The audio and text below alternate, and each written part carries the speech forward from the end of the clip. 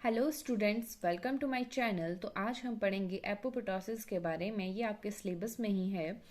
Apoptosis सीधा याद रखना है कि सेल की डेथ हो गई।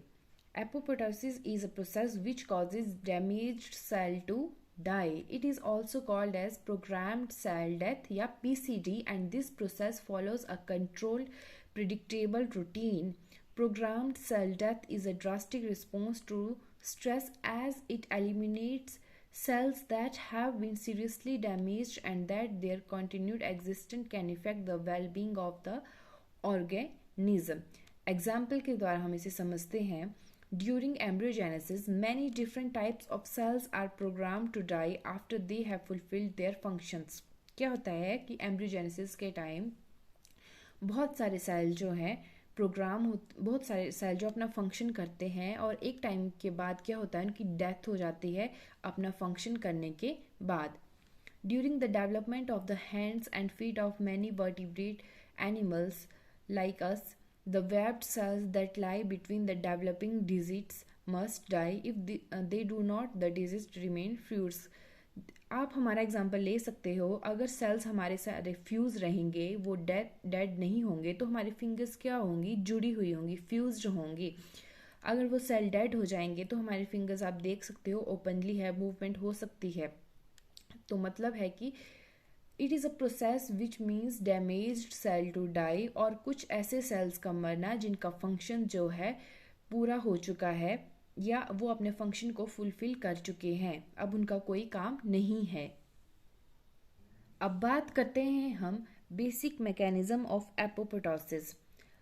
Various enzymes and proteins send signal and some receptor receive these signal and give response. In the nematode Caenorhabditis elegans, cell death has been most extensively studied. ये एक नेमाटोड है Caenorhabditis elegans। इसमें जो है apoptosis का mechanism जो है easily studied होता है, तो हम इसी को स्टडी करेंगे। Invertebrate cell death has been observed in all developing tissues and has been thoroughly studied in the developing nervous system and immune system. It also occurs in neurons, muscle cells, epithelial cells, intestinal cells, etc. during development in vertebrates. Nematode Caenorhabditis elegans is suitable organism for studying the phenomena of cell death due to two reasons.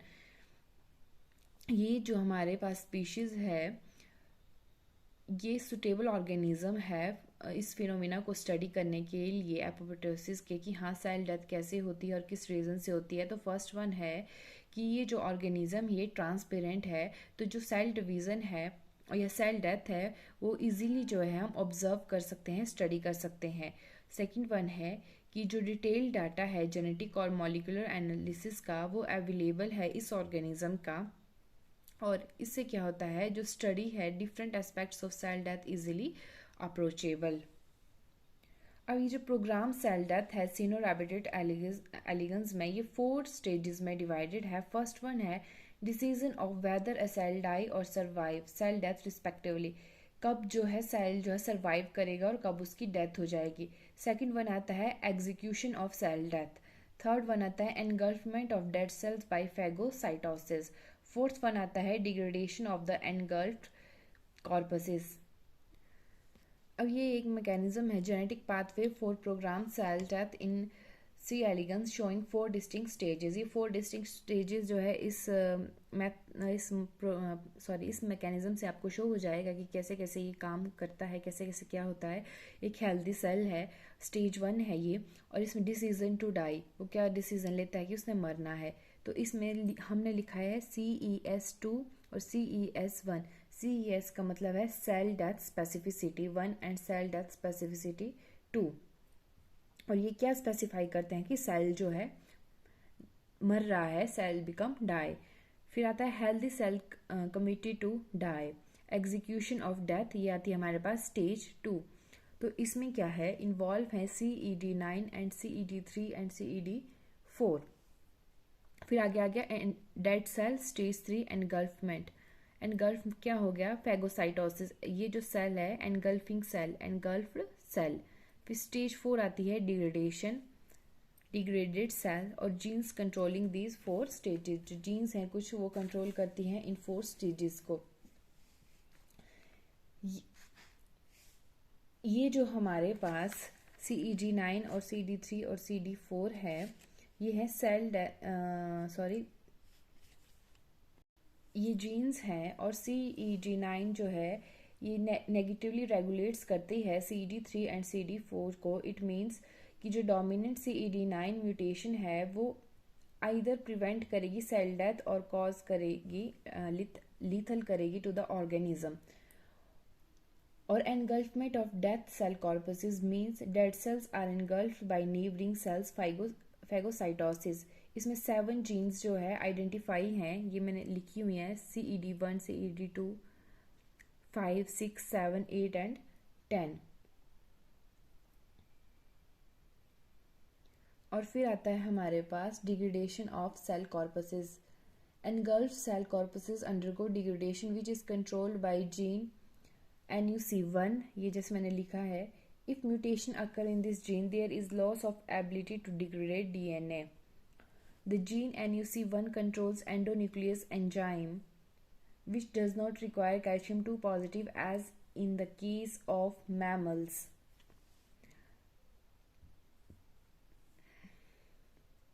According to the study, 3 genes products are responsible for the phenomena of apoptosis, that is CED3, CED4 and CED9. CED3 and CED4 क्या करते हैं, apoptosis को promote करते हैं और 9 जो है inhibit करता है एपोप्टोसिस को। All these gene products are also called as caspases. These are the enzymes which are involved in apoptosis. Caspases are cysteine proteases which leave substrate at C-terminal of an aspartic acid. First one है CED3। ये क्या है, एक zymogen है और ये inactive form में present होता है, बट जब ये CD4 के साथ बाइंड होता है ये एक्टिव बन जाता है और एपोप्टोसिस को प्रमोट करता है। ध्यान से सुना, CED3 क्या है, एक जाइमोजन है और ये इनएक्टिव फॉर्म में प्रेजेंट होता है, बट जब ये CD4 के साथ बाइंड करेगा तो ये एक्टिव होगा और एपोप्टोसिस को प्रमोट करेगा। CED9, it inhibits apoptosis. It binds with CD4 and thus prevents the attachment with CD3. ये क्या करता है, CD4 के साथ बाइंड करने की कोशिश करता है और ताकि CD3 के साथ ये अटैच ना हो जाए। अगर CD3 के साथ ये अटैच हो जाए तो ये एपोप्टोसिस को प्रमोट करेगा। A normal cell have 2 domains, extracellular domain और death domain, जिसे हम DD कहते हैं। और ये एक्स्ट्रा सेलुलर डोमेन है, ये प्रेजेंट होता है आउटसाइड द सेल और ये क्या करता है, सिग्नल्स को रिसीव करता है। और डेथ डोमेन क्या होता है, ये सेल के अंदर प्रेजेंट होता है और सिग्नल भेजने का काम करता है। Generally there are 3 pathways of apoptosis. 3 pathways हैं, signalling by CD95 ligand, signalling by TNFR1 ligand या लाइगेंड जो भी आपने प्रोनाउंसिएशन करनी है, signalling by DR3 ligand. First है signalling by CD95 ligand. It plays an important role in 3 types of apoptosis में करता है ये। फर्स्ट वन आता है कि टी सेल्स की फॉर्मेशन होती है और ये डिलीट कर देता है टी सेल्स को, जो मेच्योर टी सेल्स हैं उनको डिलीट करता है। सेकंड है कि ये टारगेट सेल को किल करता है, virus infected cell, cancer cell, by cytotoxin T cells and NK cells. और it also kills the inflammatory cells at immune privileged site. CD95 क्या है, एक trimeric ligand है और due to its ability to attach with receptor and form trimeric structure, the death domain is DD also clusters. और ये death domain है, इसका बताया था मैंने कि ये सेल के अंदर प्रेजेंट होगा और सिग्नल भेजने का काम करता है। ये इसका वर्क है। CD95 जो है अटैच हो चुका है डेथ, ये डेथ रिसेप्टर है प्लाज्मा मेम्ब्रेन। DD जो मैंने लिखा है इसका मतलब है death domain of FADD, death effector domain of FADD and oligomerization of caspase 8 और activates caspase 9 effector caspase. Binding of the adapter molecule that is FADD with death domain. FADD is a false associated death domain. It is a protein and consists of 2 domains, death domain and death effector domain. और ये जो FADD है ये bind करेगा death domain के साथ और caspase 8 जो है एक्टिवेट हो जाएगा Oligomerization of two molecules of caspase 8 occurs and then they show self-cleavage and activate another caspase, that is caspase 9. Caspase 9 is an effector caspase and it activates and cleavage of CD4, binds with CD3 and promote apoptosis. Second आता है हमारे पास signalling by TNFR1 ligand, मतलब tumour, या sorry spelling missing है, tumour necrosis factor receptor 1. TNF is produced by activated macrophages and T cells in response to infection. TNF induces apoptosis through TNFR1. It triggers apoptosis by blocking the protein synthesis.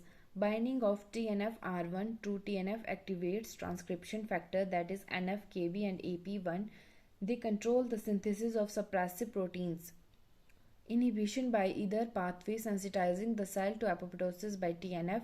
TNF trimerizes and TNFR1 upon binding induces association of receptor death domain. फिर क्या होता है, जो adapter molecule है TRADD या TRAD binds through its own death domain. TRAD function as platform for the adapter which recruits several signaling molecules to the activated receptors. ये जो सारा हम यहाँ पे पढ़ रहे हैं ये हम आगे आपको इजीली एक्सप्लेन हो जाएगा जो मैकेनिज्म है. ये TNF है, TNFR1 के साथ ये बाइंड हुआ, देन DD मतलब death domain, TRAF2 pathway for AP1, RIP pathway for NF-kB, यहाँ पे TRADD F8DD, फिर आ गया DED death effector domain, caspase 8 ये क्लीवेज हो जाती है, और कैस्पेज 9 CD9 और इफेक्टर मॉलिक्यूल. लास्ट वन आता है सिग्नलिंग बाय DR3 लाइगेंड. इसका जो बहुत कम यूज़ होता है और इसके पास अपना लाइगेंड होता है APO3L, और ये जो है क्लोज सीक्वेंस सिमिलरिटी शो करता है TNFR1 के साथ. DR3 क्या करता है, ट्रिगर करता है रिस्पॉन्स को जो TNRF के साथ रिजेंबल करता है. However, there are different TNF expression occur mainly in the activated macrophages and lymphocytes, whereas APO3L, which is a ligand for DR3, is expressed in many tissues. TNRF1 is expressed ubiquitously, whereas ubiquitously का मतलब है हर जगह. DR3 is expressed in spleen, thymus and peripheral blood cells. I hope आपको थोड़ा बहुत समझ आ गया होगा. नोट्स तो आपके अच्छे बन जाएंगे. Thank you for watching and do not forget to like, share and subscribe my channel.